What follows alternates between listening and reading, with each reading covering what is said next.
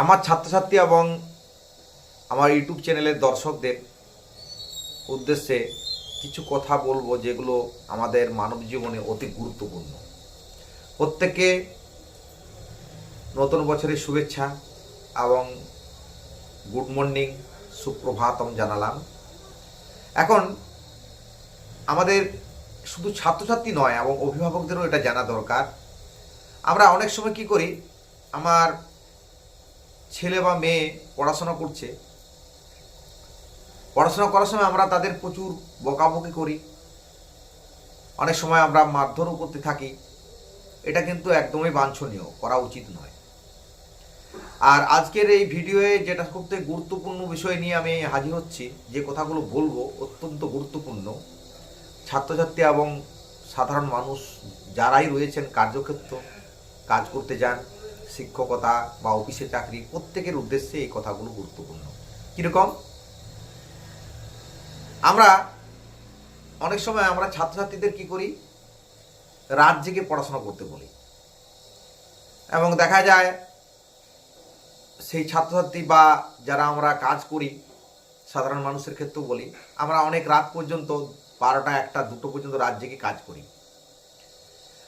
এবং এই কাজ করার ফলে আমাদের কিন্তু যে ঘুমের প্রয়োজন রয়েছে, 6 ঘন্টা ঘুমের যে প্রয়োজন, সেই 6 ঘন্টা কিন্তু ঘুম আমাদের সম্পূর্ণ হয় না।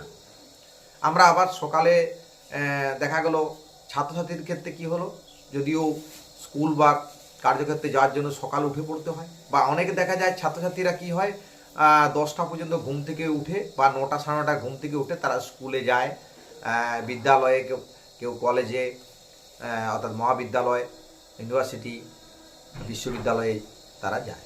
আবার যারা কার্যক্ষেত্রে কার্য করতে যান তারাও ঠিক একই রকমভাবে এটা রুটিন ফলো করেন।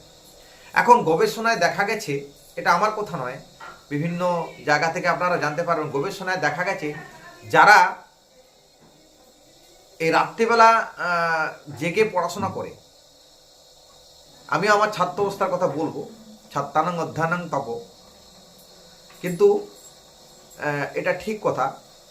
আমি যখন ছাত্র অবস্থায় ছিলাম আমিও এটা অনুসরণ করে দেখেছি, যে যদি রাত্রেবেলায় কোনো পড়া করা হয়, আমি কোনো হয়তো ইতিহাস, বাংলা, সংস্কৃত যাই পড়ি না কেন, অঙ্ক 5টা পড়ি না কেন, রাত্রেবেলা যে আমার বুদ্ধাঙ্ক বা যে মেধা একই সকালবেলা একই থাকবে, কিন্তু মনে রাখার যে বিষয় বা আমার মেমোরিতে যে মেমোরিতে সেই বিষয়টা থাকা, সেটা কিন্তু সম্পূর্ণ ভোরবেলা বা আমরা যদি সকালবেলা থেকে সেই পড়াটা করতে থাকি, বা 5টা থেকে যদি ভোর থেকে উঠে সেই পড়াগুলো করি, আমাদের অতি সহজেই এই পড়াগুলো মনে থাকে এবং সেই বিষয়টি অতি সহজভাবে আমাদের বুঝতে সুবিধা হয়।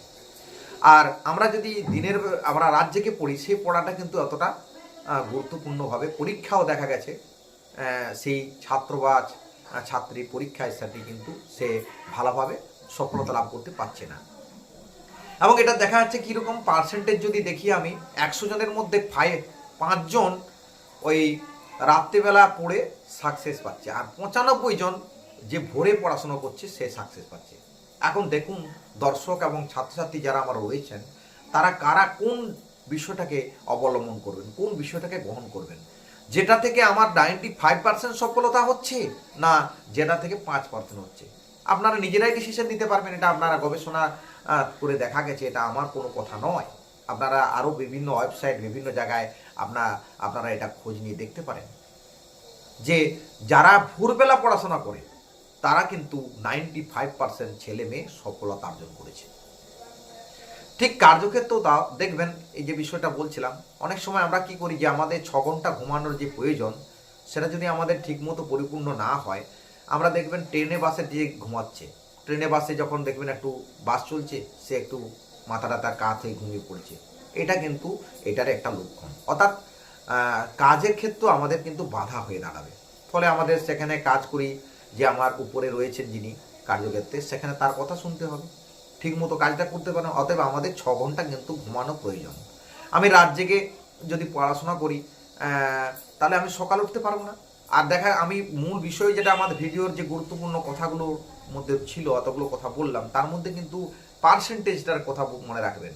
যারা ভোরে পড়াশোনা করছে তারা 95% সফলতা পাচ্ছে। তাই যে কোনো কার্যক্ষেত্রে হোক বা আপনার পড়াশোনায় কোনো কম্পিটিটিভ এক্সাম হোক বা স্কুলের পরীক্ষা বা কলেজের পরীক্ষায়, তারা কিন্তু 95% সফলতা পাচ্ছে। আর 5% কারা পাচ্ছে? যারা রাত জেগে পড়াশোনা করছে। তাহলে আপনারাই এটা বিচার করবেন, গ্রহণ করবেন, বা আমার ছাত্রছাত্রীরা গ্রহণ করবে কোন বিষয়টাকে অবলম্বন করব। আজকের এই বিষয়টি গুরুত্বপূর্ণ বিষয় ছিল, এটা নিয়ে আলোচনা